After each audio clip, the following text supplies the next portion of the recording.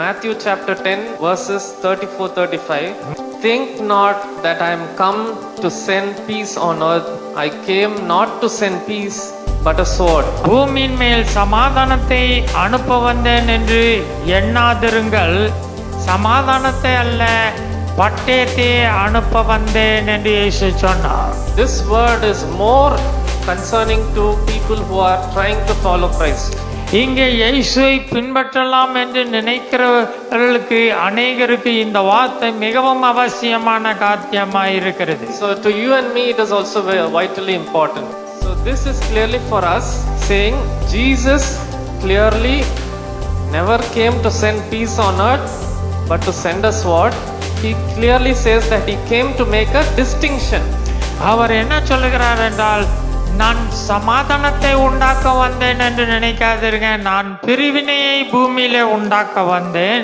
எவ்விதமான பிரிவினை என்றால், தெய்வ ராஜ்யத்தின் பிள்ளைக்கு வேறு, உலகத்தின் பிள்ளைகள் வேறு என்று சொல்லி ஒரு பிரிவினையை அங்கே உண்டாக்க வந்தேன். இப்படிப்பட்ட பிரிவினை, தகப்பன் தேவனுடைய ராஜ்யத்திலே இருந்தால் மகன் விரோதியாகி இருப்பான், மகள் தேவனுடைய ராஜ்யத்திலே இருந்தால் தாய் வித்தியாசமாயிருப்பாள் என்று சொல்லி இருக்க முடியும் என்று சொல்லி அங்கே ஒரு வித்தியாசம் இருக்கிறது என்பதை இயேசு காண்பித்து கொடுக்கிறார். Because at the time when Jesus came in Jerusalem, people were following of the Old Testament, that was the law. இயேசு இந்த பூமியிலே நடமாடின பொழுது அவர்கள் பழைய ஏற்பாட்டின் நியாய பிரமாண வழிமுறைகளை கற்று நடந்து வந்து கொண்டிருந்தார்கள். So during that time the arrival of Jesus brought in change. He was coming and trying to teach things differently. அங்கே இயேசு இந்த பூமியிலே வந்தவுடனே அங்கே பழைய ஏற்பாட்டு வழிமுறைகளில் எல்லாம் ஒரு மாற்றத்தை அவர் உண்டு பண்ணி அங்கே காண்பித்து கொடுக்கிறார். So people who followed Jesus were part of the change.